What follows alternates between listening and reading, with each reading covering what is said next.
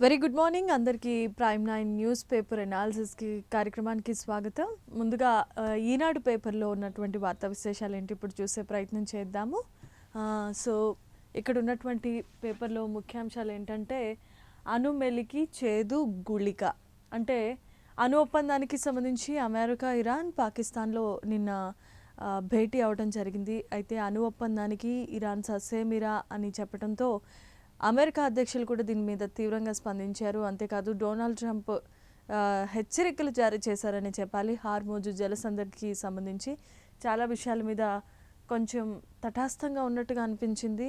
ఒకవేళ ఈ చర్చలు సఫలీకృతం అవుతాయేమో అని అనుకున్నారు, కానీ అనూహ్యమైన కారణాల చేత అలాగే ఇరాన్కు ఉన్నటువంటి స్టబర్న్ మైండ్ సెట్ వల్ల అది కొంచెం బ్యాక్వర్డ్ అయింది. దీని మీద కూడా అమెరికా ఫుల్ సీరియస్ అయినట్లుగా తెలుస్తోంది. అయినప్పటికీ ఇరాన్ వెనక్కి తగ్గలేదు. తను అనుకున్నది జరిగితేనే, ఇది అణు ఒప్పందం కాకుండా వేరేది వాళ్ళు అడిగినట్లు కొన్ని అగ్రిమెంట్స్కి కనుక వాళ్ళు అగ్రి అయితేనే ఈ ఒప్పందాన్ని కుదుర్చుకుంటామని కూడా ఇరాన్ తేల్చి చెప్పేసింది. దీని మీద డొనాల్డ్ ట్రంప్ కూడా తీవ్రమైన వ్యాఖ్యలు చేశారు. ఇక తర్వాత దగ్గరకు వస్తే ఇక్కడ మనం చూడాలి, పరిటాల వివేక హత్య కేసులో సాక్షులు ఎందుకు చనిపోతున్నారంటూ ఇక్కడ ఉన్నటువంటి మంత్రి ఆరోపణ చేస్తున్నారు. జగన్ రాజకీయం గురించి ఒకటే ఎద్దేవా చేస్తున్నారు.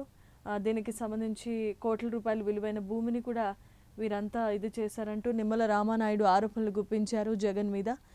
చూడాలి ఇది ఏ పరిస్థితులకి తార్కానా అవుతుందో అన్నది. ఇక మరొకటి, భారతీయ చలనచిత్రంలోనే ప్రముఖ సింగర్ అయినటువంటి స్వర సామాగ్రిని ఆశా భోన్స్లే గారు, మనందరికీ తెలుసు, లతా మంగేష్కర్ యొక్క సహోదరి.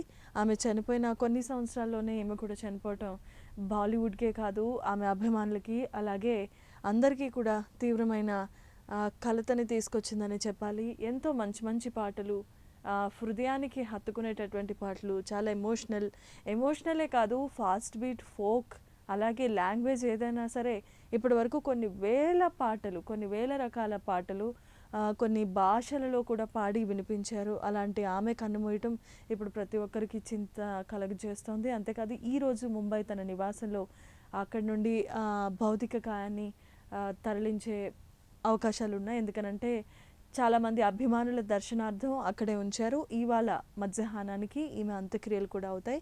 చివరి వీడ్కోలు పలికేందుకు ప్రతి ఒక్కరు కూడా ఆమె భౌతిక గాయాన్ని సందర్శించడానికి ఇప్పటికే అభిమానులు భారీగా చేరుకున్నారు. ముంబై హాస్పిటల్లో చికిత్స పొందుతూ ఆమె తుది శ్వాస విడిచారు. ఇది బాలీవుడ్కే కాదు ప్రపంచానికి, అంటే మన ఇండియాకి సంబంధించి ఎవరైతే బాలీవుడ్ సింగర్స్కి అభిమానులు ఉన్నారో వాళ్ళందరికీ తీరని లోటనే చెప్పాలి. అలాగే ఇక్కడ మహిళా రిజర్వేషన్ల చట్టానికి సంబంధించి ప్రధానమంత్రి నరేంద్ర మోదీ తీసుకొచ్చిన చట్టాన్ని ప్రతి ఒక్కరు కూడా ఏకపక్షంగా ఏకతాటిపైకి వచ్చి సమర్థించాల్సిందిగా ప్రధాని నరేంద్ర మోదీ పర్సనల్గా కొంతమంది ప్రతి పార్టీకి సంబంధించిన క్యాడర్కి ఆయన లేఖ రాశారు. మహిళా బిల్లుకు సంబంధించి ప్రతి ఒక్కరు కూడా మీరంతా సపోర్ట్ చేయాలి, పార్టీలకు అతీతంగా రాజకీయాలకు అతీతంగా మీరంతా కూడా రావాలని చెప్పి ఆయన పిలుపునిచ్చారు. దానికి సంబంధించి కూడా 11వ పేజీలో ఉంది. ఇక 2 పిల్లలను హత్య చేసి అనంతరం ఆమె కూడా ఆత్మహత్యాయత్నం చేసుకుంది ఒక తల్లే. ఆమెకున్నటువంటి కారణాలు ఏంటో మనకు తెలియదు, కానీ ఈ మధ్యకాలంలో ఇలాంటి కేసులు చాలా ఎక్కువైపోతూ ఉన్నాయి. ఇవంతా కూడా జిల్లా ఎడిషన్లో ఉంటాయి. 2 పిల్లల్ని హత్య చేసిన అనంతరం ఆమె కూడా చనిపోవాలని అనుకుంది, కానీ చివరి నిమిషంలో ఆమె బ్రతికి బట్టగట్టింది. అయితే ఈలోపే పిల్లలు చనిపోవడంతో కుటుంబంలో విషాద ఛాయలు అలుముకున్నాయి. కారణాలు ఏమైనా కావచ్చు, కానీ పిల్లల్ని బలి తీసుకోవడం తప్పని చాలామంది ఆగ్రహాన్ని వ్యక్తం చేస్తున్నారు. పిల్లల్ని కండమే కాదు, ఎటువంటి పరిస్థితి వచ్చినా సరే వాటిని సమర్థవంతంగా ఎదుర్కొనేటటువంటి శక్తి మహిళలకు ఉండాలని కూడా చాలామంది చెప్తున్న పరిస్థితి. ఇక మరోవైపు చూసుకుంటే ఇక్కడ పుర ఎన్నికలకు సన్నాహాలు, అంటే ఇప్పటి వరకు ఇంకా మెయిన్ ఎలక్షన్స్ రాబోతున్నాయి. ప్రధాన మెట్రో నగరాలు ఏవైతే ఉన్నాయో వాటికి సంబంధించిన ఏర్పాట్లు కూడా పూర్తి చేస్తున్నారు. అంతేకాదు ప్రతి ఒక్కరు కూడా తమ ఓటు హక్కును వినియోగించుకోవాలని, అలాగే ఎవరైతే 18 సంవత్సరాలు నిండిన వారు ఉన్నారో వారందరూ కూడా ఓటరు జాబితాలో కూడా వారి పేర్లు నమోదు చేసుకోవాలని కూడా కేంద్ర ప్రభుత్వం ఇప్పటికే పదే చెప్తూ ఉంది. అందులో భాగంగానే ఓటరు పుర ఎన్నికలకు అన్ని రకాలైనటువంటి ఏర్పాట్లు అధికారులు మరోవైపు చేస్తున్నారు. దీని మీద జాగృతిని కూడా వినిపిస్తున్నారు. ఇక పల్లెలో కన్నీటి సుడులు మనం ఇక్కడ చూద్దాం. భూగర్భ జలాలతో బోర్లు, అంటే గిద్దలూరు మండలం కొత్తకోట పంచాయతీలో అలంకారప్రాయంగా నీటి ట్యాంకులు ఏర్పాటు చేశారు. ప్రభుత్వాలు మారుతున్నప్పటికీ కొన్ని జిల్లాల్లో ఉన్నటువంటి పరిస్థితులు ఎలా ఉన్నాయని అంటే ఆ ప్రజలకి త్రాగునీరు సదుపాయం సరిగ్గా లేదు అని చెప్తూనే మీడియా సమక్షంలో అక్కడక్కడ శిలాఫలకాలకు నిర్మిస్తున్నారు, రిబ్బన్ కట్టింగ్స్ చేస్తున్నారు, ఓపెన్ చేస్తున్నారు. అది పేరుకే పరిమితం అయిపోతుంది తప్ప అది ప్రయోజనకరంగా లేకుండా ప్రజలు అలాగే నీటి ఎద్దడితో నీటి కష్టాలతో నలిగిపోతున్నటువంటి పరిస్థితి పల్లెల్లో ఉంది. అది ఇక్కడ మనం క్లియర్గా చూడొచ్చు. ఇది గిద్దలూరు మండలంలో ఉన్నటువంటి పరిస్థితి. అంతేకాదు తాగునీటి అవసరాల కోసం తవ్విన బోర్ అది సుమారుగా 600 అడుగులు ఉంటుంది. అయినా సరే ఇప్పటి వరకు ఎలాంటి మార్పు లేదు. దాని పట్ల ప్రజలంతా తీవ్రమైన ఆగ్రహాన్ని వ్యక్తం చేస్తున్నారు. ఈ మాత్రం దానికి ఎందుకు మీరు పెట్టాలి అని చెప్పి కూడా వారు సీరియస్ అవుతున్నటువంటి పరిస్థితి. ఇలా ఫ్రంట్ పేజ్కి వెళ్దాం, చూద్దాం ఏమేమి ఉన్నాయో ఇంకా మిగతా విషయాలు.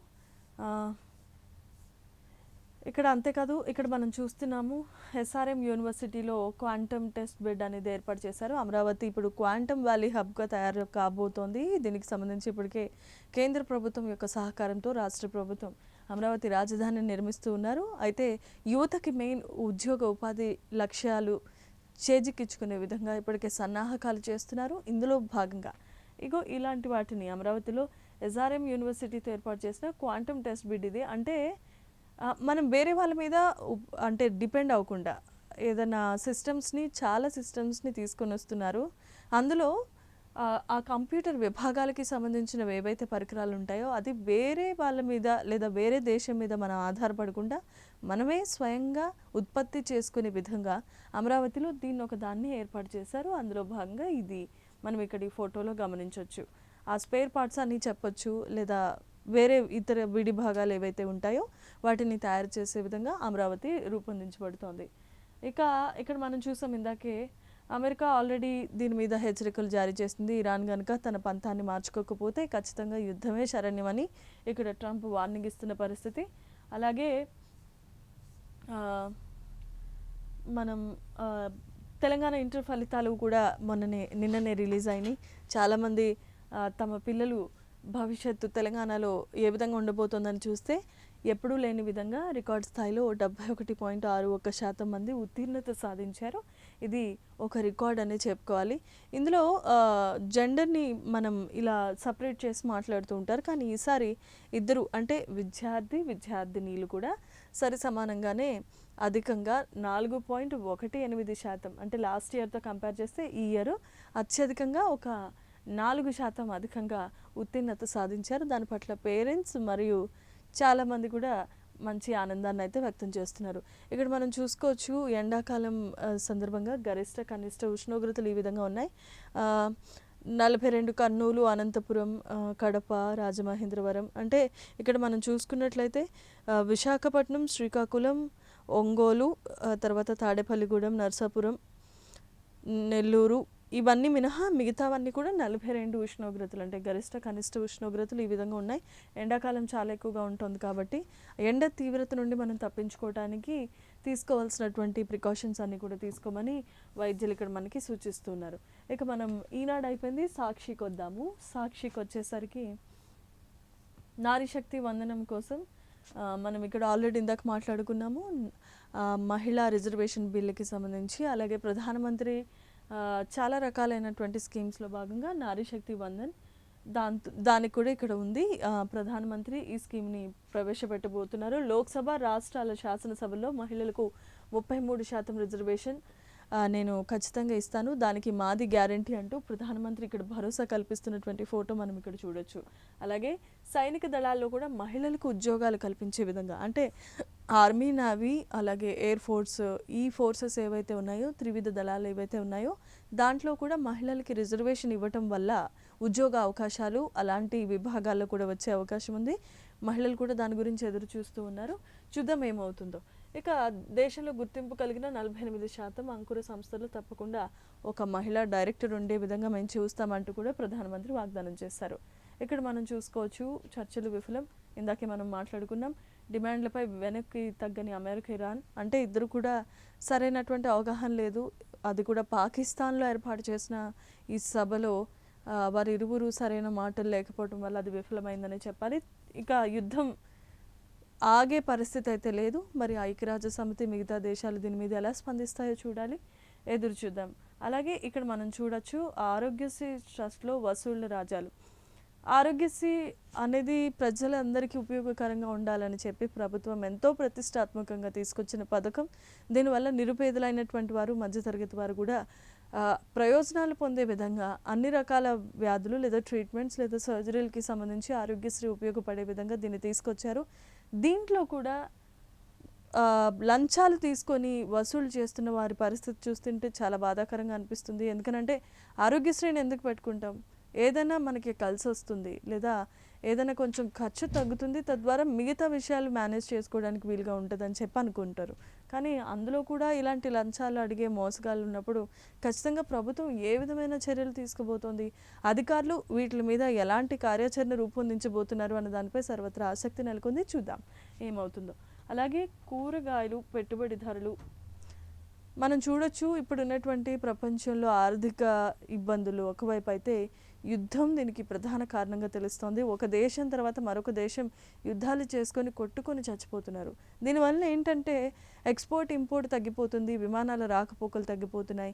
ముఖ్యంగా గల్ఫ్ దేశాలు లేదా ఇలాంటి ఇరాన్ దేశాల్లో ఏంటంటే ఆయిల్ ఎక్కువగా ఉత్పత్తి అయ్యే దేశాలు కాబట్టి కార్గో అనేది ఆగిపోవటం వల్ల, అంటే ఎక్స్పోర్ట్ ఇంపోర్ట్ ఆగిపోవటం వల్ల ధరలన్నీ కూడా ఆకాశానికి అంటుతూ ఉన్నాయి. రైతులు ఎలాగ లబ్ధి పొందుతున్నారో మనకు తెలియదు, కానీ మధ్యలో ఉన్నటువంటి దళారులు, వ్యాపారస్తులు మాత్రం ఫుల్గా పైసలు అయితే సంపాదిస్తున్నారు. దీని పట్ల ప్రజలు కూడా ఆగ్రహానికి గురవుతున్నట్టు పరిస్థితి. దీంట్లో ఫస్ట్ లిస్టు వచ్చేసరికి పంట చేతికి వచ్చే వేళ దళారి దోపిడీతో దిగాలు. ఇక్కడ మనం చూడొచ్చు. మెయిన్ మనకి ప్రతిరోజు నిత్యావసరంలో ఏదో ఒక కూరలో మనం తీసుకునేది ఉల్లిపాయ, టమాటా. అది ఎక్కువ ధరలు అయిపోతున్నాయి. అందులో ఇది పంట చేతికి వచ్చే టైంకి అకాల వర్షాలు కావచ్చు, లేదంటే ఇలా రేట్లు పెరగడం కావచ్చు. దీనివల్ల ఏంటంటే రైతు లబ్ధి పొందుకోలేక, వాళ్ళు చేసిన అప్పులు తీర్చలేక ఎన్నో పరిణామాలు మనం చూస్తూ ఉన్నాము. దాని పట్ల వారు ఎంతో ఆగ్రహాన్ని వ్యక్తం చేస్తున్నారు. ఇందులో మనం చూడొచ్చు బెండకాయ, వంకాయ, దోసకాయ, చిక్కుళ్ళు, కాకర, క్యాబేజ్ ఏ పంటలు చూసినా నేల చూపులో చూస్తున్నాయి. ఆదుకోకుండా పట్టనట్లుగా కూటమి ప్రభుత్వం వ్యవహరిస్తోంది అంటూ సాక్షి ఆరోపిస్తోంది. చూడాలి ఏ విధంగా ఉండబోతుందో.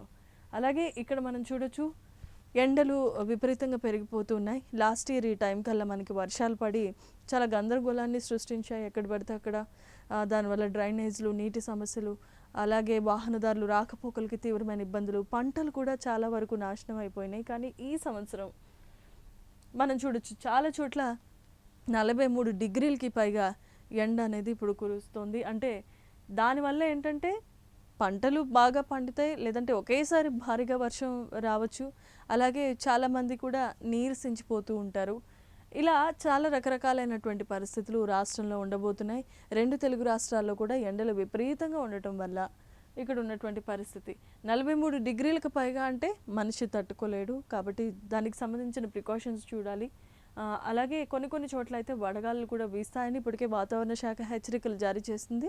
ప్రతి ఒక్కరు కూడా ప్రజలు అప్రమత్తంగా ఉండాలని ఇక్కడ వాతావరణ శాఖ విభాగానికి చెందిన అధికారులు హెచ్చరికలు జారీ చేస్తున్నారు. ఇంకొన్ని రోజులు పోతే ఇది మరింత తీవ్రంగా అయ్యే అవకాశాలు కూడా ఉన్నాయి. ఇక్కడ మనం చూడొచ్చు, ఇక్కడ కార్టూన్లో చూడొచ్చు ఇదం జగత్ అని చెప్పి. ఇక్కడ ఫస్ట్ నార్మల్గా ఉంది కదా అని అనుకుంటాం, కానీ చాలా గట్టిగానే ఉంది. ఉక్కపోత, భయంకరమైన ఉక్కపోత. దాంతో ఏంటంటే మనిషి చాలా తొందరగా అలసిపోతూ ఉంటాడు, ఏ పని చేయలేనటువంటి పరిస్థితి. ఎక్కడ పడితే మనం వేసుకున్న బట్టలు కూడా మనకి చికాకుని కలిగిస్తూ ఉంటాయి. ఇలా ఉందన్నమాట పరిస్థితి. ఇక విజిలెన్స్లో అచ్చొస్తున్న అన్నదే ఇష్టారాజ్యం, ప్రభుత్వంలో బాబాయ్ అబ్బాయి బంధువులే హవా. ఇది కంప్లీట్ రాజకీయాలకి సంబంధించిన అంశం. ఇందులో ఉన్నటువంటివి మనం తర్వాత చూడొచ్చు. ఫీజు కట్టండి లేదా వడ్డీ విధిస్తాం, ఇది కొత్త విధానం. కార్పొరేట్ స్కూల్స్లో ఇప్పుడు ఎలా ఉంది అని అంటే, ఎవరి దగ్గరైనా మనం డబ్బులు అప్పు తీసుకున్నప్పుడు ఇంట్రెస్ట్ కట్టాలి కదా. కానీ కార్పొరేట్ స్కూల్స్లో కానీ కాలేజ్లో కానీ పరిస్థితి ఎలా ఉందంటే, ఒక నెల ఫీజు లేట్ అయితే దానికి వడ్డీ వేసి ఫీజులను వసూలు చేస్తున్నారు. ఈ కార్పొరేట్ విద్యా సంస్థలకి సంబంధించి అధికారులు ఎటువంటి చర్యలు తీసుకోకపోవడంతో వాళ్ళు ఇంకా పెచ్చిమీరిపోతున్నారని చెప్పాలి. అది ఒక దందా కింద తయారైంది, వ్యాపారం కింద తయారైంది తప్ప విద్యార్థుల భవిష్యత్తుకి సంబంధించిన విషయాన్ని వాళ్ళు సీరియస్గా తీసుకోవట్లేదు. మరి ప్రభుత్వం ఏ విధంగా అడుగులు వేయబోతుందో మనం చూడాలి. ఇక తప్పుడు సమాచారం ఇస్తే జరిమానా శిక్ష. ఇక్కడ జనగణన అనేది 10 సంవత్సరాలకు ఒకసారి జరుగుతూ ఉన్న ప్రక్రియ. ఇందులో భాగంగా ప్రతి ఒక్కరు కూడా అలర్ట్గా ఉండాలని చెప్తూ ఉన్నారు. కుటుంబంలో ఎంతమంది ఉన్నారు, ఏ కులానికి చెందినవారు, ఏ వర్గానికి చెందినవారు, ఇలాంటి జనగణన ప్రక్రియ మరికొన్ని రోజుల్లోనే ప్రారంభం కాబోతోంది. అయితే ఎవరైతే తప్పుడు ఇన్ఫర్మేషన్ ఇస్తారో, ఎవరైతే తప్పుడు సమాచారం ఇస్తారో వాళ్ళకి పెనాల్టీ వేస్తామని చెప్పి అంటున్నారు ప్రభుత్వం. సో జాగ్రత్తగా ఉండండి. మీకున్నటువంటి వివరాలు, సమాచారం అంతా కూడా మీరు ఉన్నది యాజ్ టీస్గా ఇవ్వాలని అక్కడ ఉన్నటువంటి వాళ్ళు కూడా మనవి చేస్తూ ఉన్నారు. చూద్దాం ఏమవుతుందో. తర్వాత ఇంకా వచ్చేసరికి మనకి ఇక్కడ మనం చూసుకోవచ్చు, ప్రముఖ సింగర్ గాయని ఆమె వెళ్ళిపోయారు, కనిపించని లోకాలకు వెళ్ళిపోయారు. దాని పట్ల ప్రతి ఒక్కరు కూడా తీవ్రమైన సంతాపాన్ని వ్యక్తం చేస్తూ ఉన్నారు. ఇది మెయిన్ జిల్లా ఎడిషన్కి మనం వచ్చింది. ఇక ఆంధ్రప్రదేశ్లో కూడా మనం చూద్దాము ఇక్కడ ఉన్నటువంటి పరిస్థితి. తెలంగాణ జిల్లా ఎడిషన్లో మనం చూద్దాం. చర్చలు విఫలమైనవి, సేమ్ ఇవే ఉన్నాయి. ఇంకా మనం చూసుకున్నట్లయితే దక్షిణాది రాష్ట్రాలకు ఇచ్చిన గ్రాంట్ నిధులు ఇలా ఉన్నాయన్నమాట. ఇది కొంచెం డెప్త్కి వెళ్ళాలి, ఇది వదిలేద్దాం. అయితే ఇక్కడ ఇంకొకటి కూడా మనం చూడాలి. ఆంధ్రప్రదేశ్లో మరికొన్ని రోజుల్లోనే జగన్ అంటే వచ్చే సంవత్సరం నుండి నేను పాదయాత్ర చేస్తా, కూటమి ప్రభుత్వం చేస్తున్నటువంటి తప్పులను ఎండగడతా అని ఏ విధంగా ప్రకటన చేశారో, అలాగే ఇక్కడ తెలంగాణలో కేటీఆర్ కూడా, బీఆర్ఎస్ వర్కింగ్ ప్రెసిడెంట్ కేటీఆర్ కూడా నేను కూడా పాదయాత్ర చేస్తాను అని చెప్పి ప్రకటించడం ఇప్పుడు అధికార పక్షాన్ని ఆలోచింపచేసే విధంగా ఉంది. చూద్దాం ఏ విధంగా అవుతుందో. ఈ పాదయాత్ర అనేది ఎంతవరకు సక్సెస్ అవుతుందో చూడాలి. అలాగే ఇక్కడ మనం చూస్తున్నాం, రైతులను బాగా ఇబ్బంది పెట్టేస్తోంది ఈ ఉల్లి వ్యాపారం. ఎందుకనంటే పాపం అప్పులు చేసి ఎంతో తీసుకొచ్చిన, పైగా పంట చేతికి వచ్చేసరికి సరైన రేట్ లేక వాళ్ళు చాలా తీవ్రమైన ఇబ్బందికి గురవుతున్నారు. ఇది చాలా దయనీయమైన పరిస్థితి అని మనం చెప్పుకోవచ్చు. అలాగే ఇక్కడ మనం చూడొచ్చు, శ్రీ చైతన్య జూనియర్ కాలేజ్ కరీంనగర్లో విద్యార్థులంతా కూడా ఘన విజయాన్ని సాధించారు. ఇంటర్ ఫలితాల్లో చాలా మంచి మార్కులు వచ్చినాయి. మెరిట్తో వీళ్ళంతా కూడా పాస్ అయ్యారు. అది కూడా హైదరాబాద్, తెలంగాణకి సంబంధించి ఈసారి 4% అధికంగా ఉత్తీర్ణత సాధించడం పట్ల పేరెంట్స్ అలాగే స్టూడెంట్స్ కూడా మంచి హర్షం వ్యక్తం చేస్తున్నారు. ఇక్కడ మనం చూడొచ్చు, గ్రామీణం గురుకుల పాఠశాలలో చదువుకున్న విద్యార్థుల భవిష్యత్తు కూడా ఎంత అద్భుతంగా మెరిట్స్ సాధించారో మనం చూడొచ్చు. ఫస్ట్ ఇయర్లో 92%, సెకండ్ ఇయర్లో 94%, 2% ఎక్కువగా పెరిగింది. అంటే బాలికలు తమ ప్రతిభను కనపరుస్తున్నారు. ఇది చాలా అమోఘం, అద్భుతం అని చెప్పుకోవాలి. సో ఈ విధంగా ఉన్నాయి. ఇంకా మనం ఆంధ్రజ్యోతికి వెళ్ళిపోదాము. ఆంధ్రజ్యోతిలో కూడా సేమ్ నారాశక్తి వందనం. ప్రధాని మోదీ ఎంతో ప్రతిష్టాత్మకంగా మహిళా రిజర్వేషన్ బిల్ని 33% పెంచాలని చెప్పి చాలామంది ఆర్గ్యుమెంట్స్ చేశారు. ఇందులో భాగంగా ఆయన ఖచ్చితంగా మేము చేస్తామని చెప్పి హామీ ఇవ్వడం జరిగింది. ఇందులో రకంగా చాలా విధిగా ఉన్నాయి, మనం ఆల్రెడీ మాట్లాడుకున్నాం. సైనిక దళాల్లో కూడా పోస్టులు వచ్చేలా చేస్తామన్నారు. అలాగే అంకూర్లో కూడా 48% ఒక మహిళా డైరెక్టర్ ఉండాలని చెప్పి ప్రధానమంత్రి నరేంద్ర మోదీ చెప్తున్నారు. ఇక మనం చూడొచ్చు, నిన్న జరిగినటువంటి చర్చలు విఫలం కావడంతో ట్రంప్ పదే పదే హెచ్చరిస్తున్నారు. ఏమనంటే హార్మోజ్ జలసంధిని ఖచ్చితంగా మేము ఆక్యుపై చేస్తాం, టోల్ ఫీజు వసూలు చేయకుండా దాన్ని మేము మొత్తం ఆక్యుపై చేస్తామని కూడా ఆయన ప్రకటించడం జరిగింది. చూడాలి, ఇప్పుడున్నటువంటి పరిస్థితులు అయితే యుద్ధం ఇప్పట్లో ఆగేలాగా అస్సలు కనిపించడం లేదు. దీనివల్ల ఏమేమి ఇబ్బంది పడుతున్నాయంటే చమురు, అంటే మనం నిత్యావసరంగా వాడుకునేటటువంటి పెట్రోల్, డీజిల్ ధరలు అధికంగా ఎగబాగుతూ ఉన్నాయి, ఆకాశానికి పైకి వెళ్తూనే ఉన్నాయి. దేశ ఆర్థిక ప్రగతి చాలా దెబ్బతింటోంది. ఒక దేశాన్ని మీద ఇంకొక దేశం ఆధారపడుతున్నటువంటి పరిస్థితి. కాబట్టి ఇప్పుడున్నటువంటి పరిస్థితులు, ఇలా జరుగుతున్నటువంటి ఈ పరిణామాల నేపథ్యంలో నిత్యావసర వస్తువులు, కూరగాయలు, పప్పు దినుసులు, అలాగే పెట్రోల్, డీజిల్ కూడా చాలా ఎక్కువ ధరలు పెరిగేటటువంటి అవకాశం మనకి ఇక్కడ స్పష్టంగా కనిపిస్తోంది. మరోవైపు ఇజ్రాయెల్ కొమ్ములు విరుస్తామంటూ కూడా మాట్లాడుతున్నారు. ఎప్పుడైతే ట్రంప్ మేము హార్మోజ్ జలసంధిని మేము దిగ్బంధిస్తామని చెప్పి ఎప్పుడైతే ప్రకటించారో, ఇరాన్ కూడా వెనక్కి తగ్గలేదు. అసలు వీటన్నిటికీ ప్రధాన కారణమైనటువంటి ఇజ్రాయెల్ కొమ్ములు అరిస్తేనే కానీ నువ్వు లైన్లోకి రావు అని చెప్పి ఇరాన్ అధ్యక్షులు కూడా చెప్తున్నటువంటి పరిస్థితి. చూద్దాం ఏమవుతుందో, ఈ యుద్ధం ఎంత తారాస్థాయికి చేరుతుందనేది మాత్రం ఆలోచించాల్సిన అంశం. ఇక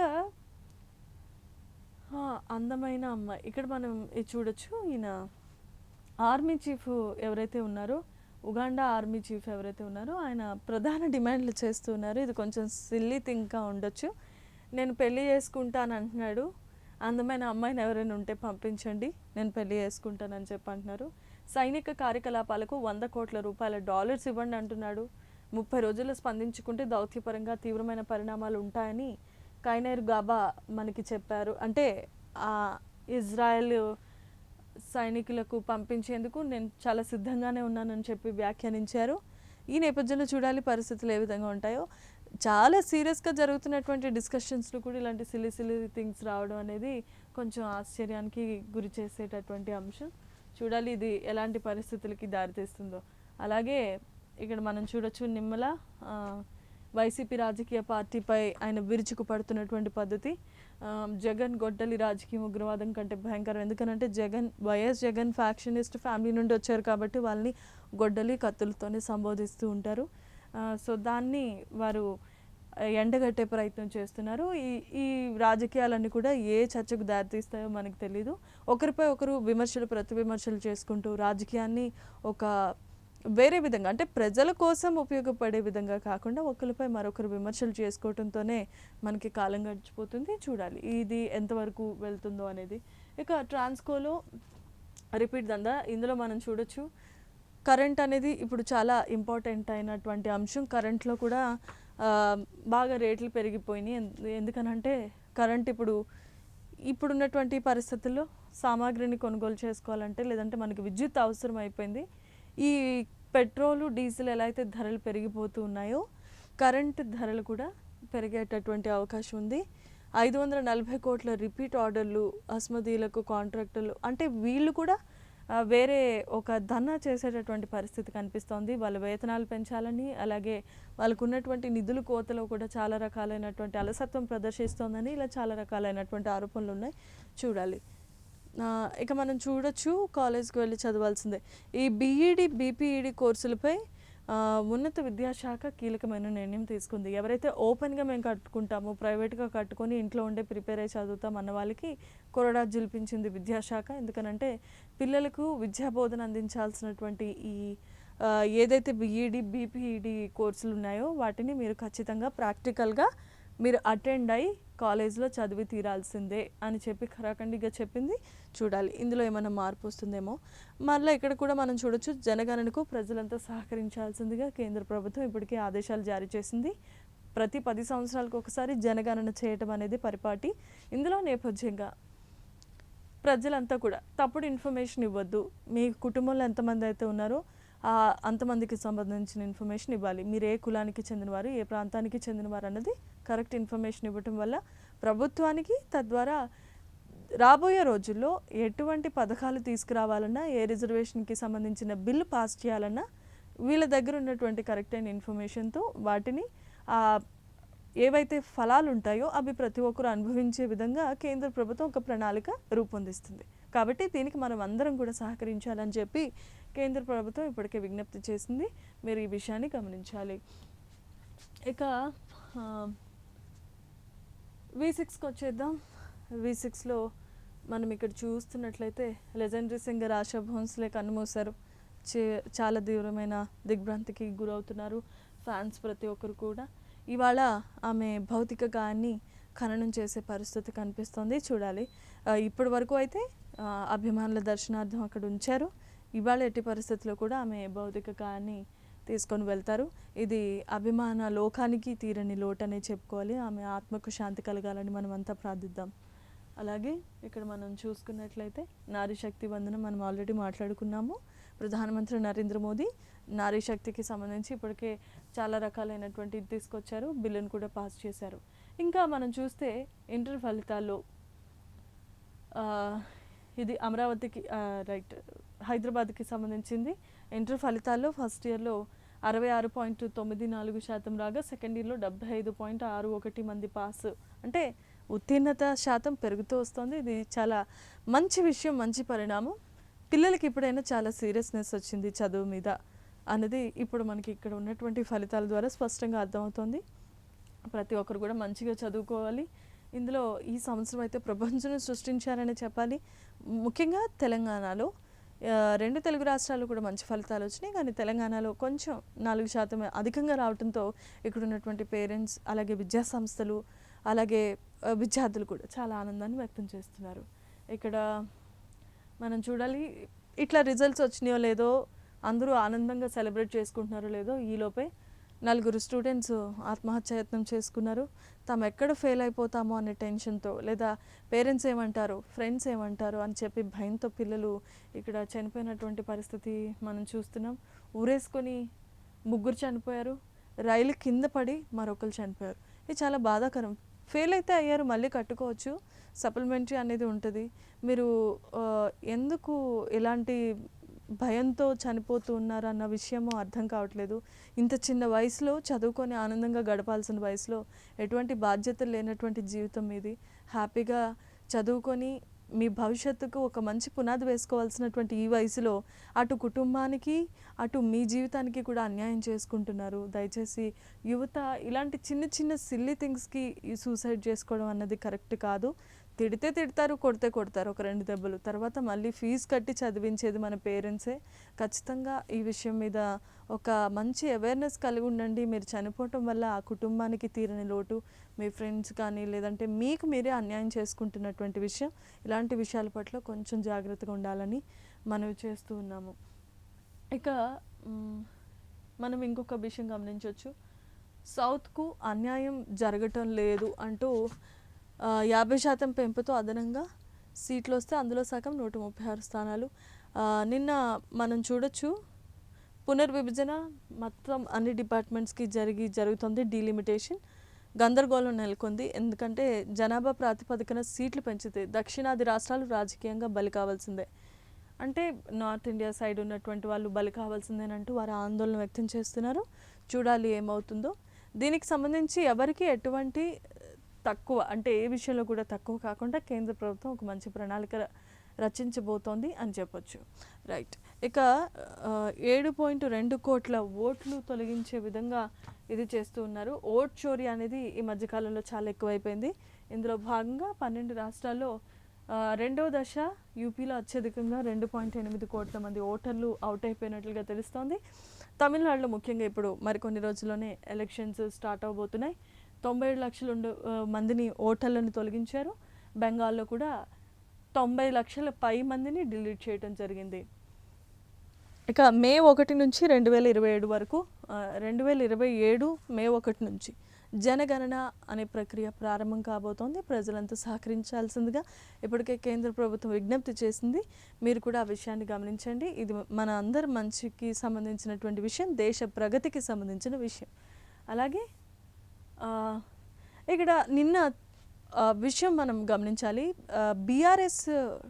టీఆర్ఎస్ పార్టీని, తెలంగాణ రాష్ట్ర సమితి అనేటటువంటి పార్టీ పేరుని బీఆర్ఎస్గా ప్రకటించిన తర్వాత అనూహ్యమైన పరిణామాలతో మన పార్టీ ఓడిపోయింది అని ఒక సెంటిమెంట్ని బీఆర్ఎస్ వర్కింగ్ ప్రెసిడెంట్ కేటీఆర్ రాజేశారు. దీంతో రాజకీయాలు ఇది ఒక హీట్ పుట్టిస్తోంది. నిజమేనా? ఇలాంటి పేరు మార్చడం వల్ల కూడా ఓటమి అనేది సంభవిస్తుందా అన్న దానిపై ప్రతి ఒక్కరు కూడా ఆలోచించే పనిలో పడ్డారు. ఎందుకనంటే తెలుగు రాష్ట్రాల్లో ముఖ్యంగా పేరు కానీ, ముహూర్తం కానీ, లేదంటే ఏదన్నా విషయానికి సంబంధించి ఇలాంటి సెంటిమెంటల్గా ఫీల్ అవుతున్నటువంటి విషయాలు చాలా రకాలు ఉన్నాయి. అందులో భాగంగా కేటీఆర్ ఏమని వ్యాఖ్యానించారు అని అంటే, టీఆర్ఎస్ పేరుని ఎప్పుడైతే బీఆర్ఎస్గా మార్చామో అప్పటి నుండి అనూహ్యమైన పరిణామాలు పార్టీలోని, అలాగే పార్టీలో ఉన్నటువంటి వ్యక్తుల మీద తీవ్రమైన ప్రభావాలు చూపిస్తున్నాయి. కాబట్టి బీఆర్ఎస్ని మళ్ళీ టీఆర్ఎస్గానే ప్రకటిస్తాం అని చెప్పి కేటీఆర్ చెప్పడం పట్ల ఇప్పుడు అందరూ కూడా ఆలోచిస్తున్నారు. చూద్దాం ఏమవుతుందో. ఇక మనం ఆల్రెడీ మాట్లాడుకున్నాము, చర్చలు విఫలమైనట్లుగా తెలుస్తోంది. ఇప్పుడున్నటువంటి పరిస్థితిలో ఇది ఏమాత్రం కూడా హార్మోజ్ను మేము బంధిస్తామంటూ కూడా మనకి అమెరికన్ ప్రెసిడెంట్ డొనాల్డ్ ట్రంప్ వివరించడం జరిగింది. చూడాలి ఇది ఇంకా ఎటువంటి పరిస్థితులకి దారితీస్తుందో. ముఖ్యంగా మనం చూసుకున్నట్లయితే ఇవన్నీ కూడా చాలా విపరీతమైనటువంటి పరిణామాలకి దారితీసే విషయాలుగా కనిపిస్తున్నాయి. ఎందుకనంటే యుద్ధం కనుక ఇంకా కంటిన్యూ అయితే ఇదంతా ప్రపంచ ఆర్థిక పరిస్థితి మీద ఎక్కువగా దాడి జరగబోతోంది. ఇప్పటికే పలు చోట్ల దేశాల్లో ఫ్లైట్లని కూడా క్యాన్సిల్ చేశారు. చాలామంది ప్రయాణికులు అక్కడక్కడ ఇరుక్కుపోయారు. చాలామందికి సరైనటువంటి వసతులు లేవు, కొన్ని చోట్ల రావాల్సినటువంటి సహాయం కూడా ఆగిపోతుంది. ఇలాంటి రకాలైనటువంటి చాలా రకాల పరిణామాలు ఎదురవుతున్నాయి. కాబట్టి చూద్దాం ఇది ఎంతవరకు పరిణామం దారితీస్తుందో అనేది. సో మనం ఇప్పటి వరకు మొత్తం అన్నీ కవర్ చేసాము, మెయిన్ హెడ్లైన్స్లో ఉన్నవి. ఇలాంటి మరొక పేపర్ అనాలిసిస్ కార్యక్రమంలో మళ్ళీ కలుద్దాం. అంతవరకు కీప్ వాచింగ్ ప్రైమ్ 9.